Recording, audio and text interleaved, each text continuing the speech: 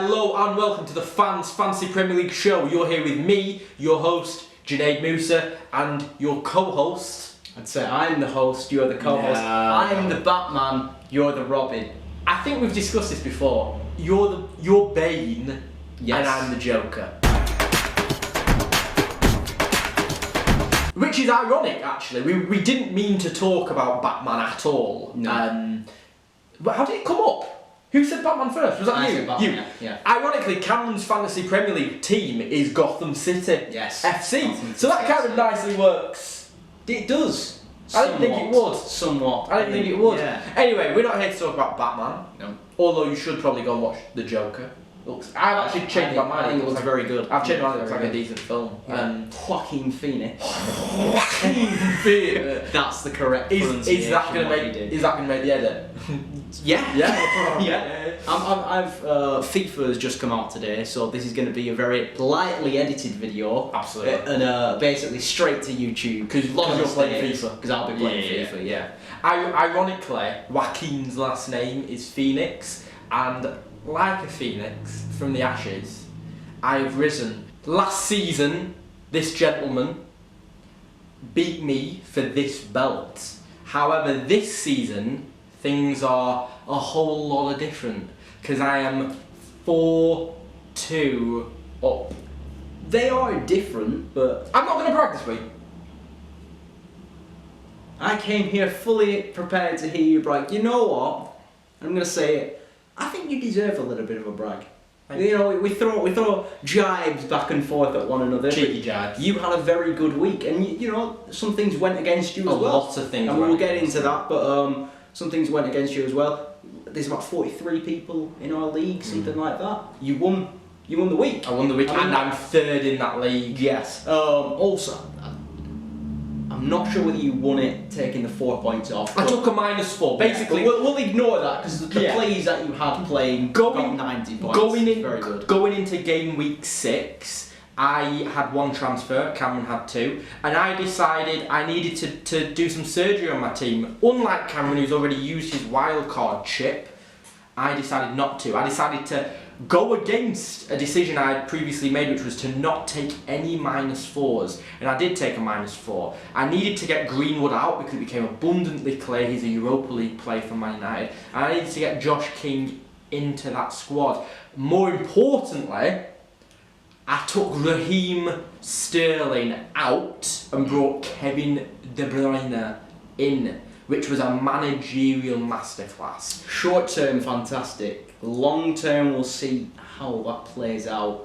And like I said, we'll speak about Mason Greenwood a little bit later on as well. I think I've got some comments to say about that one, but let's jump right into the fixtures. So we're going to start off with the Friday night game. It was Southampton 1, Bournemouth 3. I mean, what really, you didn't have any players playing. I had Josh King playing, who I took a -4 to bring in. Do you know what? Because I won the game week, I'm not too stressed anymore about it. Yeah. But, you know, he had a goal ruled out by VAR. He had what looked like a very, very good penalty claim ruled out by VAR. I feel like I should have got a lot more points from Josh King. I did say at the beginning of the season, Bournemouth are a team that do well for the first third of the year, and I didn't pick any Bournemouth players, which I'm frustrated about. So I picked Josh King. They have some favourable fixtures coming up. I think he'll come good for me. we keep, you know, this keeps being brought up as well. Wilson just keeps scoring. He does. You know, it may be not 2 or 3 goals a game. It may not be, you know, a goal and 2 assists or whatever. It may not be bringing in massive points, but he's getting consistent sort of 5s, 6s. He's pretty much. I think he's at least scored. I think he's scored in every game. Well, assisted. I've just checked in the 6 weeks Bournemouth have played. They've scored in every game. Yep. Which I didn't know, and I've just checked. And in the past 3 games, they have scored 7 goals. Yeah. They are a team that score goals. They don't really keep clean sheets. No. But they score goals. So I still think Bournemouth plays a good value for money. Yep. And as Forrest Gump would say, that's all I've got to say about Yeah, I don't think I've really got much to say about it as well, to be honest. I think we should just... Although I would like to do an impression of Forrest Gump saying Jenny, but instead I would like to say Eddie as in Eddie Howe. Okay. Eddie! Right. Is that staying in the cup? I don't think that's... No, okay, right, we'll move on. I don't think that can stay in the cup. Right. I'd like to keep it in, but I think we were facing a Bernardo Silva. We might well do. Unfortunately, I think the fact that I'm explaining means it's staying in the cup. Yeah. Unfortunately, Bernardo Silva has posted a tweet of a picture of Benjamin Mendy as a young boy. Next to, he compares him to a cartoon character of a individual. Yeah. Benjamin Mendy, according to Bernardo Silva, appears to look similar to. Unfortunately, people, the FA in particular, and the mainstream media have viewed this as racist. Even though Benjamin Mendy and Bernardo Silva are best friends, they played together at Monaco, they played together at Manchester City. Benjamin Mendy replied, thinking it was funny. I believe you told me Kylian Mbappe is even apparently, according to the article, Kylian Mbappe liked it. So now Bernardo Silva may be facing a 6-game ban. I don't think they'll follow through with that. The thing to note with that is it was a foolish thing to do, so publicly. But I don't think there was any malice in it. Absolutely, there wasn't. There was no malice in that. They are best friends. Yeah, I think you got to look at the situation, and this is for me. I think it should be a sort of slap on the wrist. So one of those. Well, let's talk about let's just, since we're talking about it, let's jump to the City game. It was a bit of a boring one, wasn't it? The City game, bit of a boring one. Not many goals. Not much happened. Really. And do you know what? If City do lose Bernardo Silva to a 6-game ban, he doesn't really contribute anyway, does he? He didn't do anything. Does it? Oh, hold on. It was 8-0. Yeah, they destroyed. To be fair, we both predicted this. But I think I said they're coming for blood. We just underestimated. I think how angry they were. It's one of those I'd go. It might be 4 or 5. Yeah. Not 4 or 5 within 18 minutes. Yeah. Not 8-0. Dude. Yeah. Like the first goal went in the first minute, and then you watched it, didn't you? Yeah, you watched it live. I didn't. Completely crumbled. I just got messages off you every 4 minutes going another one. Yeah. You were DJ Khaled. Yes. You became you were like DJ another Khaled. one. Another one. Another one. Another one. Another one. Another one. Honestly. I think this is a clear example of the team, in my opinion, that's going to win the league, and the team, in my opinion, that is going to come 20th. And that's all I have to say about that. I mean, I watched the game. De Bruyne, world class. World class. That's why I brought him in. Absolutely world class. I mean, just ignoring FPL alone, ignoring what he did. What he does in a match is just ridiculous. His distribution of the ball. But the problem that Did you see his assist? Yeah. And his goal. He sent Aguero through on goal twice, and Aguero missed goals he probably should have put away. It could have been more. You know, it really and he missed a sitter as well. Yeah, he did. So I mean, De Bruyne was. Don't get me wrong. There was a lot of good players on that field that day. De Bruyne was the best by a large margin. Like you said, Pep Roulette. Yes. Is because I think De Bruyne's in that now. Sterling didn't play. Yeah. De Bruyne, I think. I wouldn't be shocked if next week. I mean, who are Man City play next week? Everton. I wouldn't be shocked if De Bruyne didn't play. I think because of the Norwich result, I think he has to play. I think Pep now considers De Bruyne a key player. Essential. Yes. Along with, at the minute, Fernandinho, there's no point having him in the team because he's playing as a makeshift centre-back. He's not a defender on FPL, no. So he's not going to get the clean sheet rewards, even though he would deserve them. Can I ask you a question? Go on. Going into the rest of the season, you can only have one player, Kevin or Raheem. Let me think about that one. We'll come back. So you had to think about it. Yeah. Kevin or Raheem? I'm still going Sterling. I'm still going Sterling. The reason I think De Bruyne's a better player than Sterling. But the reason why I'm doing that is De Bruyne was given so much space by Watford, so much space and time on the ball to really think about what he's doing and send passes straight through the defence to the player he's going for. He's shot. I mean, they gave him so much time and space to take that shot on. Other teams were closing down a little faster, and don't get me wrong, De Bruyne can still get rid of the ball, but I think De Bruyne's thing will be he'll give a pass to someone, a really good pass, and then that person will do another pass to someone else who's going to score. So we said that we think people should get points for assisting an assist. Yeah, we've said this. We've been long-term advocates. like 1 point or something. If that was the key, De Bruyne's a must-have. Well, it's amazing that we look at City and we go Sterling or De Bruyne, but let's look at the early kick-off on Saturday. Leicester and Tottenham, and I think the debate here is Vardy or Kane. Yeah. I mean, both teams have a plethora of creative attacking midfield talent. You know, you look at Leicester, you've got Maddison, Barnes, Tielemans, Perez. You look at Spurs, you've got Moura, Son, all these players. But for me, if Vardy does well, Leicester does well. If Kane does well, Tottenham do well. It was 2-1 to Leicester. Of course, this game, it was a big thing for me this week. I finally made the decision. It killed me. It killed me inside. I finally took Harry Kane out. And then what did he do? Then what did he do? I just had him in my head. He scored. Yeah, he scored. Yeah. You took him out. I mean, the transfer you made. I think he's gonna get more goals. But the problem, the exact same thing that I've been saying about Salah since we started this show, has happened to Kane. Kane is now the leader of Tottenham, and other players like Son, sort of like Eriksen as well, like Moura. Who else is in that team? Like an attacking figure in that team? Dele Alli. Lamella, all these players want the glory. They want to score goals. They want to do things. Kane realizes other things have to be done. Kane's dropping. He's the engine. He's the engine. Kane's dropping deeper a lot more than usually. I'm starting to believe you. And don't get me wrong, Kane's one of the best strikers in the world. He really is. I keep saying it. Kane will get goals. It's just a case of will he get enough to warrant that price tag? Will he be consistent enough? Because it seems like they tend to be some so greedy. Some will take shots. It seems like Dele Alli's coming back. Dele Alli's very much the same. He's greedy too. And Moura's quite greedy. Moura can be quite greedy as well. So yeah, I mean, I think Vardy's.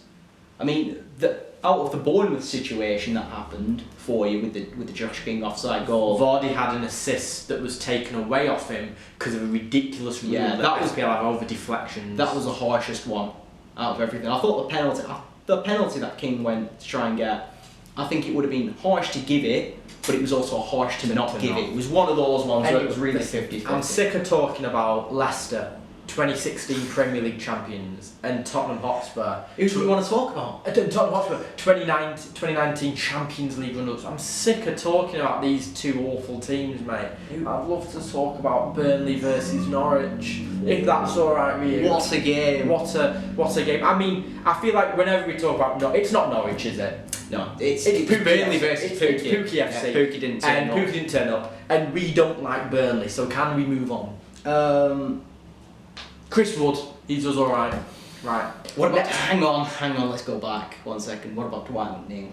A good player, but I don't care. I think he got an assist. I don't care. I think he's gonna do a few things. Are you gonna pick him? No. We have a rule. Yeah, we can't pick him. We have a rule. Can we also have a rule? I can't be asked talking about Burnley. I want to talk about Everton losing 2-0 to Sheffield United. And my boy John Lundstrom, in a week where Watford lost 8-0 to Man City, this was the most embarrassing result. Yeah. This was the most embarrassing result. Everton shouldn't be losing to Sheffield United at home 2-0. First off, not being able to score a goal. When you've got Tosun, Richarlison, Sigurdsson, Walcott, Moise Kean, Iwobi, Calvert-Lewin. I mean, and then you look at attacking players in the defence like Dina, however you say your name. You're a great player. Yeah. You know, Keane who can get headers. Yeah. I mean, this is a team that with a world-class goalkeeper. Yeah. Semi-finals of the World Cup. It just seems like Everton are just imploding a little bit. It just Everton are very much the Tottenham Hotspur of the bottom 14 of the Premier League. They're the nearly men. So Tottenham are. I don't think they are. I think they're a little better than that. No. I think they should. I think with the resources that Everton have, the team that they have, they should at least be challenging for Europa. They're always the seventh best team in the Premier League. But they're the nearly men. At the minute, with the way they're going, they're going to be nowhere near that. No. Nowhere near it. They need to turn something around. Do you know over the past, I think it's 10 years, Everton have only spent a net total of 30 million less than Liverpool? Really? Yes.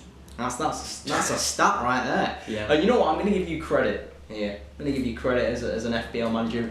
I mean, you brought in De Bruyne, you captained him. We all know how good De Bruyne is. So it was a good decision. You kept with Jota, but we all know how good Jota is. You know? And he scored. We'll come to that. Yeah. But Lundstram, John bloody Lundstram.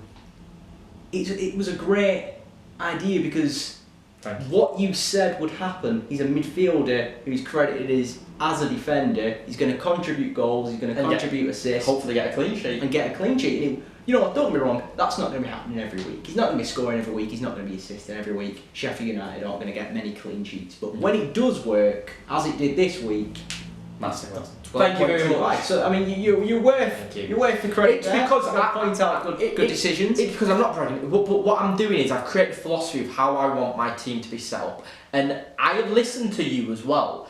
This season defence doesn't really matter, and I want to play with as few defenders as possible because, in my opinion, points come from midfield. So if you can find a defender that's credited as a defender in FPL that plays in midfield in real life, you've won. And I think you were onto that with Martial just a bit more forward. Martial is a striker accredited as a midfielder and you get more points for goals. It's always good to try and find those kind of players. I think a few more will appear as the season goes on. Obviously had Callum Peterson. Yes. Patterson. Patterson at Cardiff. Yeah, Cardiff last year. And Diego Jota. Defender.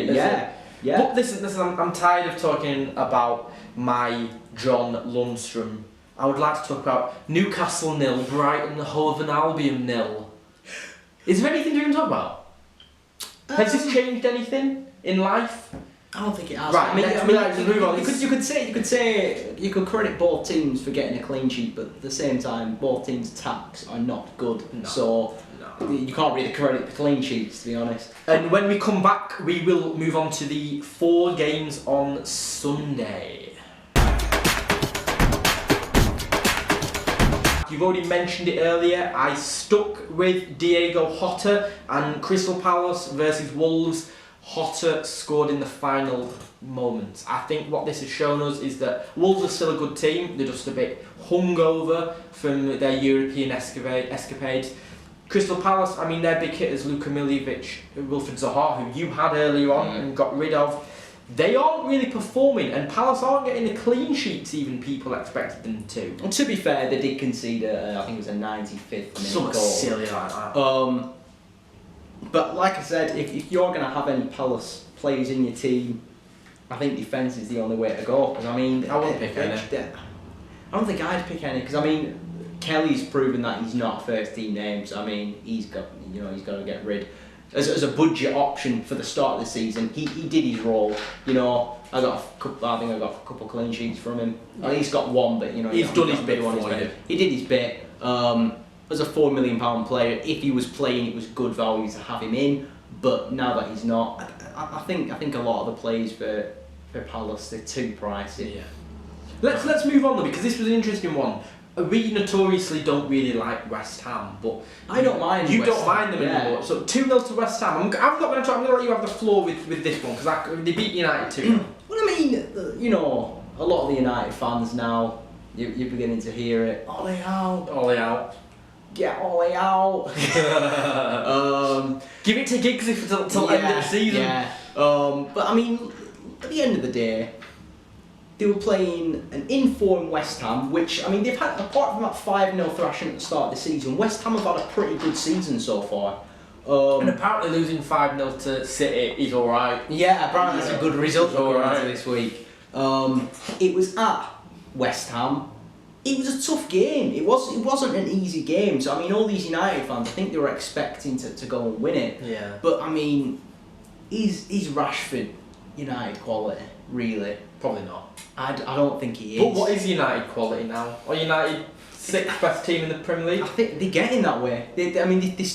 Something has to change in the next couple of seasons. Something's got to give. Something's got to give in the next couple of seasons, or else they're going to be stuck in this position. Let's move on to what was an exciting game. Arsenal 3, Aston Villa 2. Arsenal fought back. Aubameyang is great. He is. He's someone I regret not having in my team, Yeah. but he's so expensive. Yeah. It was a shock. Obviously, Pepe scored. Pepe did score. Was it penalty? Penalty. Yeah, I believe scored. so. Yeah. But I mean, you got a lot of people were giving Arsenal a lot of stick after the Watford game. You know, they took a 2-0 lead, and then Watford came back. They needed the opposite this week. And it did. It happened. And they had 10 men. Maitland-Niles got sent off quite early. Yeah. Got sent off quite early. They had a large portion of the game to play with just 10 men. And I think Villa, they bottled it a little bit. And do you know what? I think a lot of FPL managers bottled John McGinn.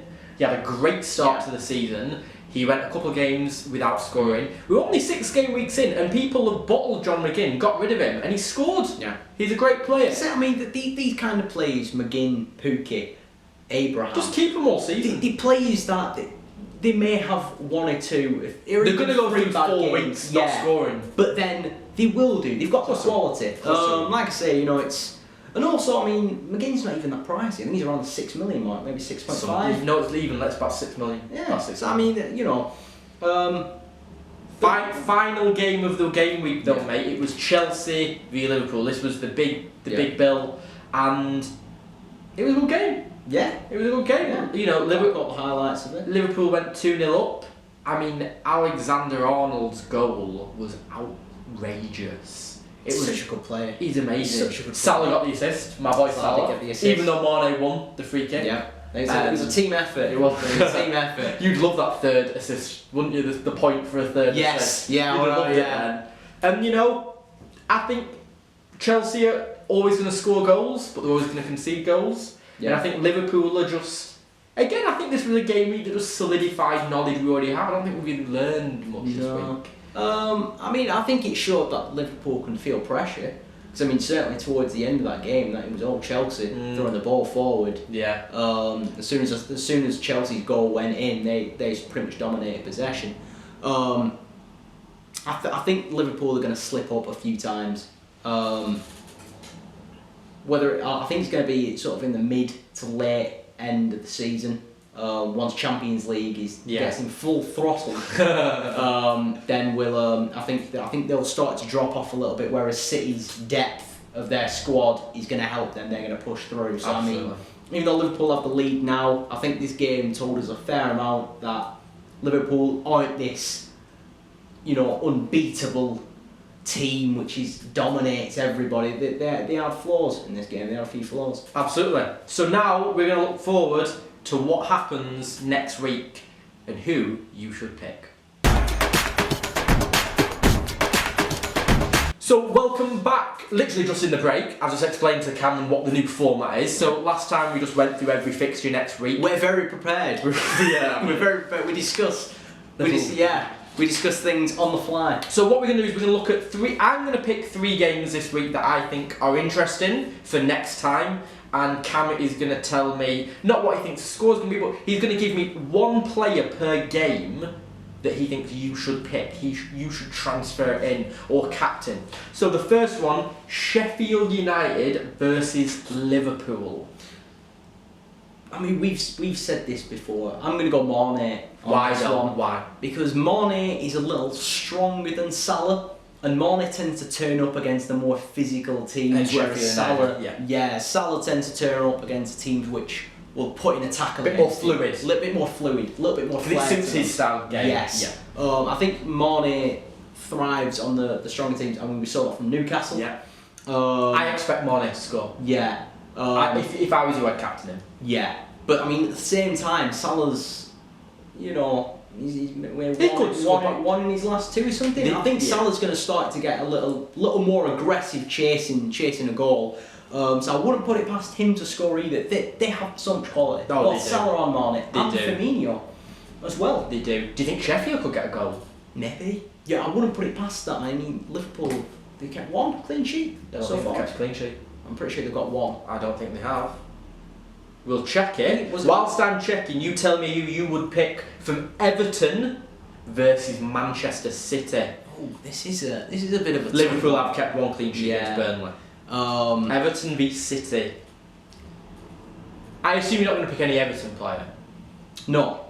So who do you pick for City? Do you pick a defender, or Man City keeping a clean sheet away at Goodison? I think they might. But saying that though, can we really base Everton off of that one game? No. But we can. I think we know who Everton are as a club, and City they didn't do anything too bad, but they made a few errors going back. There was a few things which I think bigger teams would have punished them. Delafay got quite. Edison got a bonus. Edison got a point for having 4 saves. So it shows that Watford were peppering the goal. Yeah. Who do you pick? I need a name. Sterling. Do you really? Yes, because I think with the whole Bernardo Silva situation, I think Pep's gonna leave him out of the team just to let it sort of die down a little bit. I think he's gonna bring Sterling back in. Morris on the right, maybe even Morris. Yeah, Morris is a great shout. Morris is desperate to prove why he belongs in that front three. And at the minute, from the last 2 games he's played in the Champions League and the Premier League, he's proving that point. Man versus Arse. Man versus Arse. Man United versus Arsenal. Who do you pick? One player. Who do you triple captain in that match? That's what this segment can be. Who do you triple captain? I wouldn't triple captain anyone this week. Who do you triple captain in Man United versus Arsenal? I think Aubameyang. Great shout. I think he's got to be. Yeah. I don't think United are keeping a clean sheet in this. Could we get like a little jingle for this section? Who do you triple captain this week? The funny thing is, if you do get a jingle, it will have happened 5 minutes before this idea comes. Most likely, yeah. So that's thing is though, that's interesting with that game. Rashford is injured.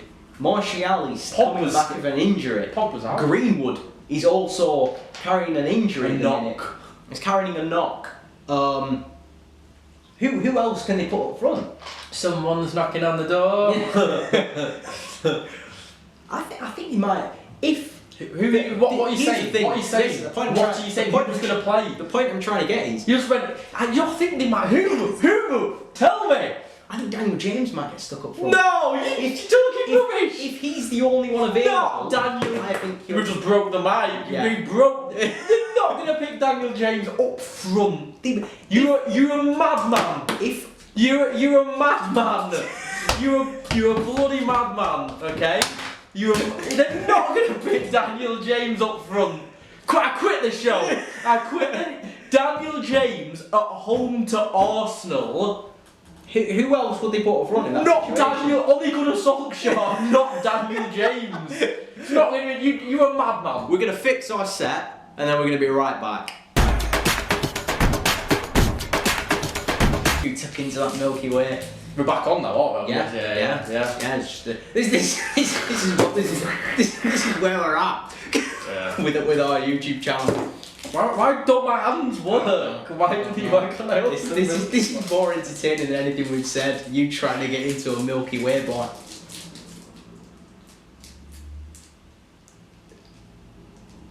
First bite. There it is. So let me steer this back on track. What about you? What about you for these games? You on to me, aren't you, lad? You know, I've used this segment to try and find stuff out. Yeah. I would pick Billy Sharp up front for Sheffield. Do you know who I'd go with for Everton? Go on. Lukaku. Right? And I would, but for Man versus Arse, I reckon Mesut Ozil's going to get about 5 goals. Yeah. I reckon. can see that definitely happening, lad. I thought it was a very specific 3 games. I was like, there's something's not quite right. Something doesn't add up. Something's happening in the night. Something's awry. I like it. Yeah. I like it. Yeah. Listen, We should get t-shirts with that printed on. absolutely. Absolutely. I once messaged a girl on Facebook saying the universe sent me, and I was like, I'm definitely gonna get that on a t-shirt. Yeah. How'd that go? Is it after 9? Are we watching this after 9 PM? I think that's our answer. That's the answer for that. Listen, it's 4-2 to me. Yep. And how many points ahead of you? I'm about 50. Yeah. I think it might even be like 60 or something. Yeah. You know, let's get the actual number. Here's the thing though, right? You are doing disastrously. I wasn't doing disastrously. I'm talking, mate, I'm talking. Please, it's very rude to interrupt. So I'm talking, I said I wasn't going to brag at the start of the show. Yeah. It's not the start of the show anymore, is it? Okay. Right. So I'm on 367 points, which I think anyone who knows the FPL would say, I'm sure if they'd say wow. They'd say, is he the prince that was promised? And I'd say, yeah, actually I am.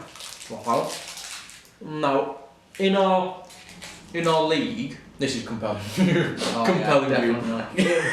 In our People haven't stuck around. It's like we've got no more viewers anymore. No.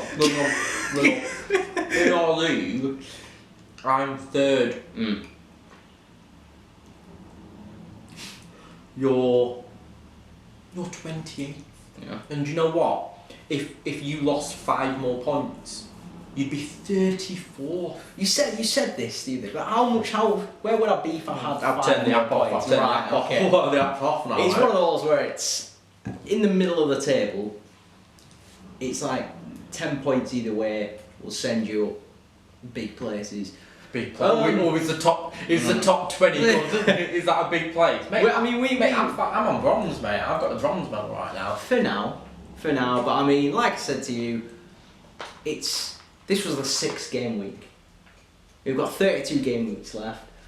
We have very different philosophies. So my philosophy is use your first 10 weeks, My philosophy find your is win. team out, get your legs going, and then you get into it, and then you're trying to get the big points. Janae just wanted to get straight off the bat, do really well, which he has. To be fair.